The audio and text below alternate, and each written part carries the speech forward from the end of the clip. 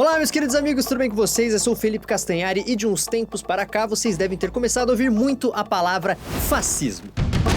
É só abrir a timeline de sua rede social preferida que em poucos minutos vai aparecer alguém usando essa palavra como xingamento, não é verdade? Mas antes de sair por aí xingando o colega de fascista, é importante que você entenda o significado dessa palavrinha, que é relativamente nova no vocabulário de muitos que a utilizam. É por isso que eu resolvi fazer esse vídeo com a ajuda de historiadores para tentar explicar da maneira mais simples possível o que é o fascismo. Então já deixa o seu like aqui embaixo, porque isso me ajuda pra caramba. E também não se esqueça de se inscrever aqui no canal, é só clicar no botãozinho vermelho de se inscrever, porque aí você não vai perder nenhum vídeo, tá bom? Então assim, vamos começar do básico.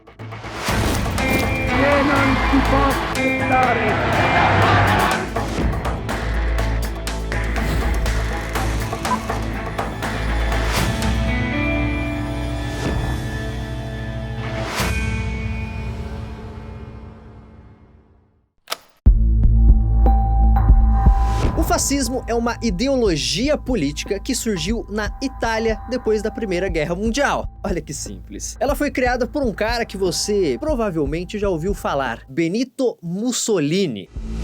La vittoria è per noi, per i primi! Peraí, Castanhari, então quando eu xingo o meu colega de fascista, eu estou falando que ele apoia um governo italiano de 100 anos atrás? Eu fiquei confuso agora. Peraí que não é bem assim, vamos com calma. Primeiro nós precisamos entender como surgiu esse primeiro governo fascista. No final de 1919, a Itália estava arruinada por causa da Primeira Guerra e muitos italianos morriam de medo de uma revolução igual a da Rússia, que nasceu entre os trabalhadores e fez o país viver o caos de uma guerra civil. Isso gerou um medo muito grande do comunismo, né? E a grande resposta a isso foi o fascismo. Sim, o fascismo é uma ideologia de extrema direita. Isso não tem nada a ver com a direita ser má e a esquerda ser boazinha, porque também existiram governos de esquerda muito opressores, como é o caso da União Soviética, liderada por Stalin. No início do século XX, dois movimentos foram contra a democracia da época porque achavam que ela funcionava só para a elite econômica. O comunismo acreditava, entre outras coisas, no fim das classes sociais e na implementação da propriedade comum, mas ele nunca foi realmente implantado. Um exemplo do que rolou no seu lugar é a União Soviética, onde o Partido Comunista criou um regime onde o Estado mandava em tudo. Já o fascismo pregava uma sociedade desigual, dividida entre fracos e fortes, e um Estado com autoridade total. Então, fascistas e comunistas tiveram razões bem diferentes para serem totalitários. No fascismo, o povo é totalmente controlado pelo Estado e trabalha junto para tornar a nação cada vez mais forte. Isso explica até mesmo o nome fascismo, né? Que é uma palavra que vem do italiano fascio, que significa feixe, né? Que é um conjunto de varas de madeira, como vocês podem ver aqui. E o Mussolini acabou adotando isso como símbolo do partido fascista. A sociedade fascista era organizada por corporações de trabalhadores, que são representadas por essas varetas. Elas são fortes porque estão unidas pelas correias vermelhas, que é o Estado fascista. E claro, o machado é uma arma que mostra que o país pode acabar com os seus inimigos. E o que aconteceu? Essa ideologia, o fascismo, se espalhou para outros países, né? Como a famosa Alemanha nazista, que você conhece muito bem. Nessa época também tivemos fascismo nos governos da Espanha, Portugal e até mesmo no Brasil com o Estado Novo de Getúlio Vargas, que tiveram momentos com várias características existentes no fascismo. E uma coisa importante que precisamos fazer é separar o fascismo como acontecimento histórico e o fascismo como corrente ideológica política. O fascismo como acontecimento histórico é o regime de Mussolini, que durou um tempo específico e ficou no passado, até porque o contexto político daquela época era totalmente diferente do que vivemos no mundo hoje. Já no fascismo como corrente ideológica, política, as ideias exploradas pelo fascismo estão sim muito vivas e podem ser observadas em governos que muitas vezes não se dizem fascistas, mas que adotam algumas dessas mesmas práticas. E aí eu vou pedir uma pequena ajuda do escritor e filósofo italiano Umberto Eco, que fez um texto chamado Fascismo Eterno e traz 14 características que estão presentes no fascismo. Algumas dessas características não são exclusivas do fascismo e podem aparecer em outros tipos de governos extremistas. Já outras podem parecer até contraditórias, mas elas ajudam a entender o fascismo como uma ideologia.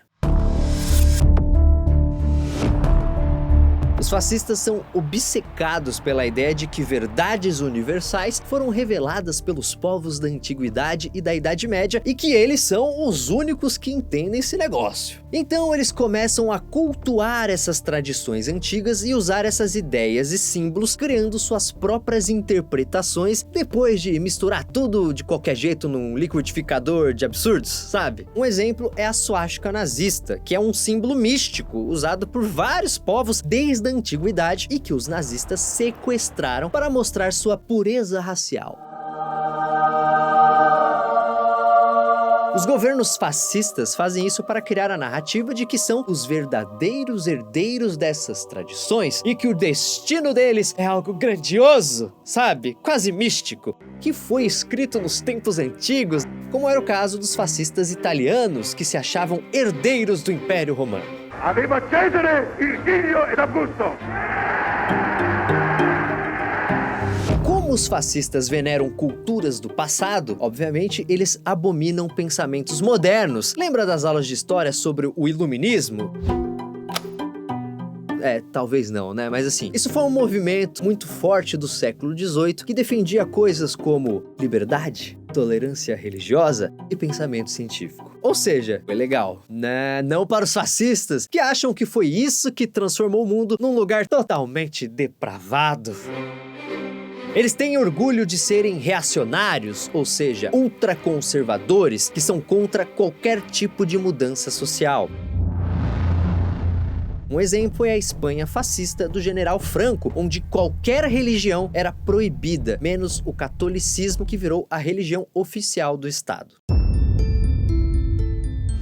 Da mesma forma que os fascistas não são muito fãs de ideias científicas, eles também são contra qualquer pensamento aprofundado ou reflexão. O negócio deles é sempre agir rápido e, de preferência, com violência. Hitler era um cara que agia dessa forma.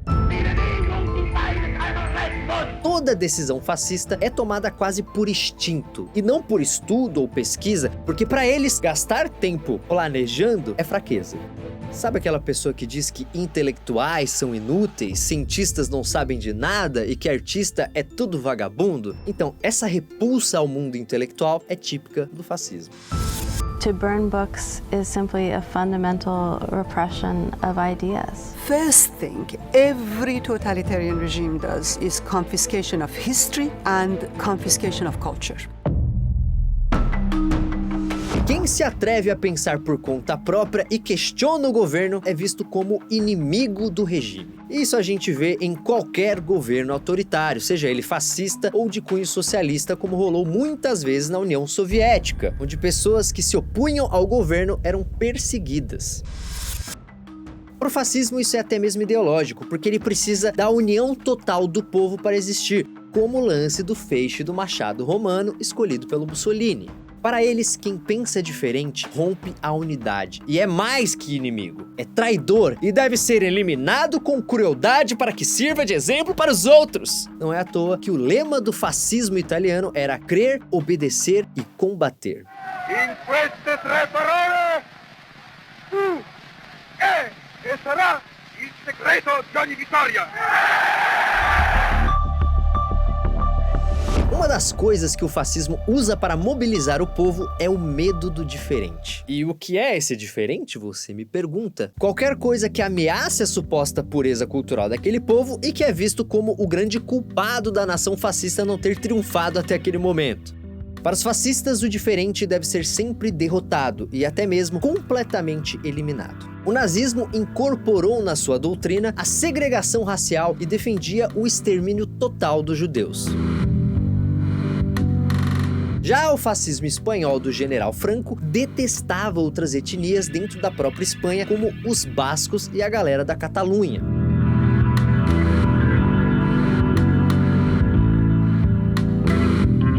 Para o seu discurso colar, o fascista normalmente apela para a frustração da classe média. Isso não tem nada a ver com o caráter da classe média, mas sim porque basta uma crise econômica para ela se sentir abandonada por quem está acima e ameaçada por quem está abaixo. Pense na Itália fascista, que estava quebrada por causa da Primeira Guerra. O que acontecia? A classe média achava o governo fraco e morria de medo de uma revolução comunista, com as massas populares tomando o poder do país, porque estavam rolando várias greves e revoltas no país inteiro. Só que aí tem um detalhe, o fascismo fala com a classe média, mas tem sempre o apoio daquela parcela da elite que odeia qualquer mudanças sociais, principalmente aquelas que ameaçam os seus privilégios. Hitler e Getúlio, por exemplo, enquanto estavam no poder, deram o máximo de benefícios que eles conseguiram para grandes fazendeiros, empresários e, é claro, banqueiros. Os ditadores fascistas prometem um paraíso para a classe média, mas quem se dá bem é sempre a elite.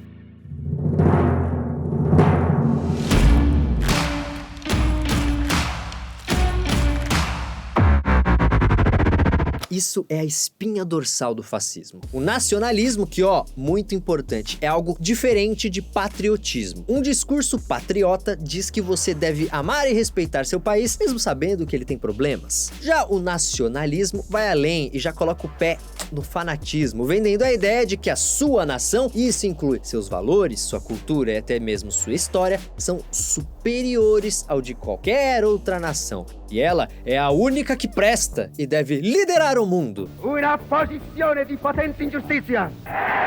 Isso é algo típico, comum em todos os regimes fascistas. Inclusive, teve um lance do governo do Getúlio Vargas que ele copiou do Hitler e foi muito emblemático no Estado Novo. As bandeiras de todos os estados brasileiros foram queimadas para mostrar que não existia mais nenhum tipo de regionalismo aqui no país. Ou seja, a identidade de todo mundo precisava ser, antes de qualquer coisa, brasileira. Goste você ou não.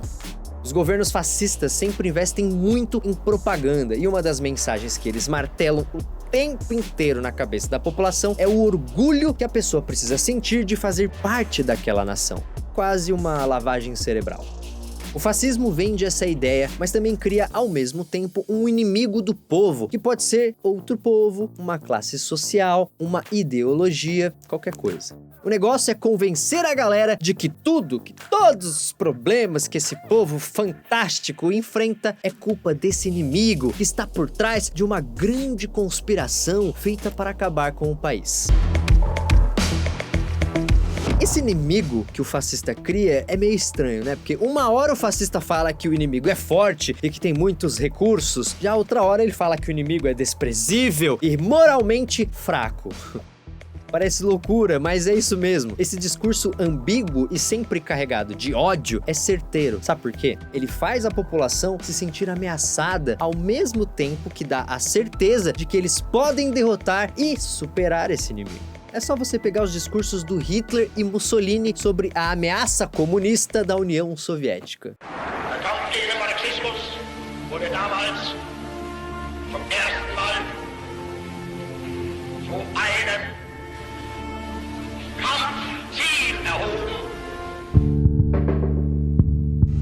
Galera, o fascista não luta pela vida, ele vive para lutar. Sem a necessidade de lutar contra algo, ou seja, sem um grande inimigo, o fascismo simplesmente não existe. Para eles, a vida é uma guerra permanente. É daí que vem o culto obsessivo deles com o militarismo e o armamentismo. Isso era típico do franquismo, né? O fascismo que rolou na Espanha, onde até as crianças usavam uniformes militares. Ou então na Alemanha nazista, com a organização da juventude hitlerista, né? E isso não era exclusivo do fascismo, tá? Porque rolou também na União Soviética, que contava com crianças órfãos lutando ao lado do Exército Vermelho. Hoje em dia, esse antipacifismo rola na Rússia e também na Coreia do Norte, que ficam o tempo todo fazendo demonstrações e desfiles de seus armamentos. Tudo isso é feito para mostrar sua força militar para o mundo.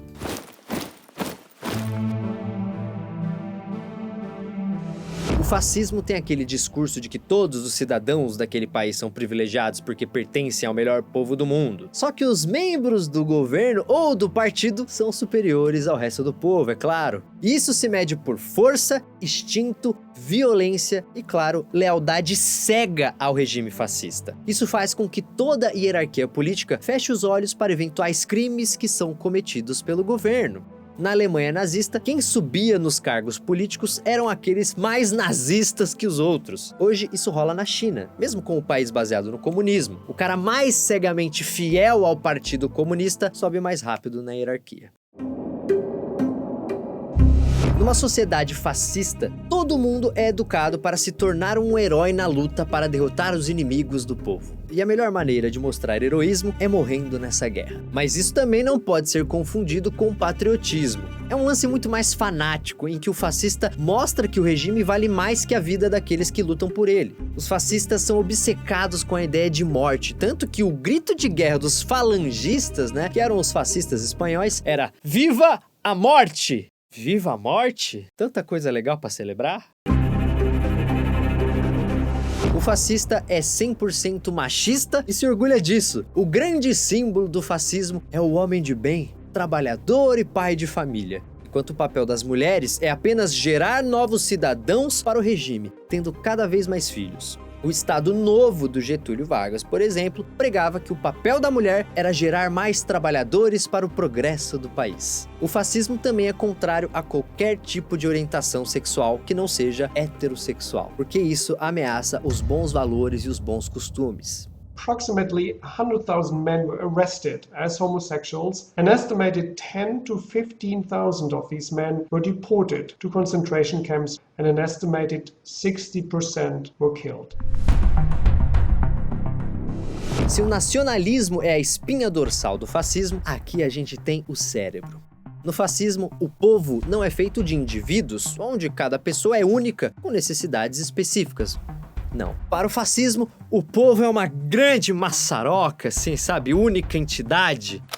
Sabe aquelas imagens famosas de celebrações do nazismo na Alemanha? Quando você tinha aquela multidão de soldados, todo mundo da mesma altura e na mesma posição, como se fossem clones. Isso representa muito a loucura que os fascistas têm de colocar o povo como uma única coisa, sem nenhuma identidade individual. É aí que entra o líder fascista, que é a única pessoa que consegue entender a vontade desse povo, ele é especial. Isso porque o líder, que é uma pessoa que o povo enxerga como alguém que tem a mesma origem dele, usa sempre o discurso de que ele reúne as melhores qualidades daquele povo e foi escolhido de forma sobrenatural, sabe? Foi Deus que escolheu para ele liderar a nação até o paraíso, mesmo que tenha que se sacrificar por ela.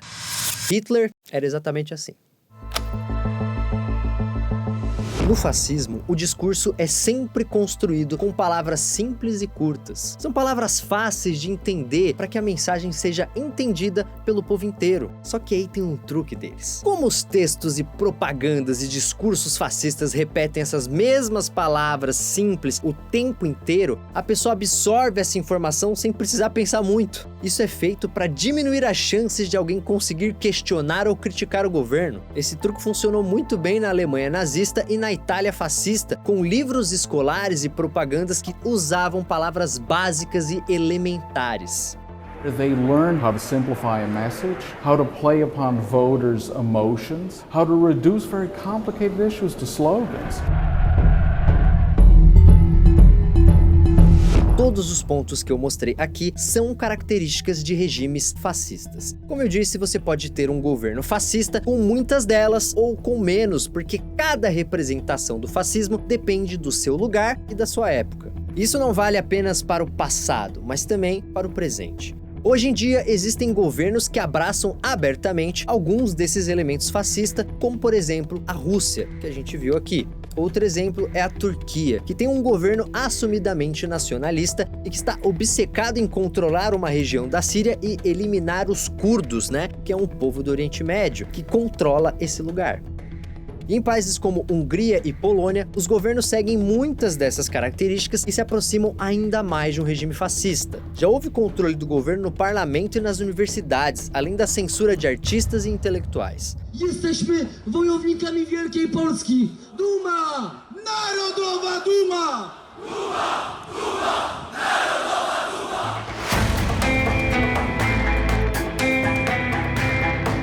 E ó, o mais importante mesmo é que vocês compartilhem esse vídeo com seus amigos, sabe aquela galera que tá usando fascismo o tempo inteiro e você tem certeza que eles não fazem a menor ideia do que eles estão falando? Mande esse vídeo pra eles. Como qualquer governo opressor, o fascismo é extremamente nocivo para um país e seus habitantes. Então ele precisa ser evitado ao máximo. E a melhor maneira de fazer isso é com conhecimento. Toda democracia tem problemas, mas acabar com a democracia nunca é a solução. Então, independente de onde você mora, o seu papel é identificar o fascismo assim que ele começa a aparecer e não só depois que ele ganhar força, porque aí já vai ser tarde demais. É isso, eu espero que esse vídeo tenha ajudado vocês a entenderem melhor o que é o fascismo, e se vocês gostaram, eu peço que deixem o seu gostei aqui embaixo, que isso vai me ajudar pra caramba a divulgar o vídeo. Não se esquece de se inscrever aqui no canal e também de me seguir lá no Instagram para sugerir novos temas, tá? @ficastanhari, me segue lá. É isso, obrigado pela audiência, clica aqui para assistir os últimos vídeos. Um beijo para vocês. Tchau!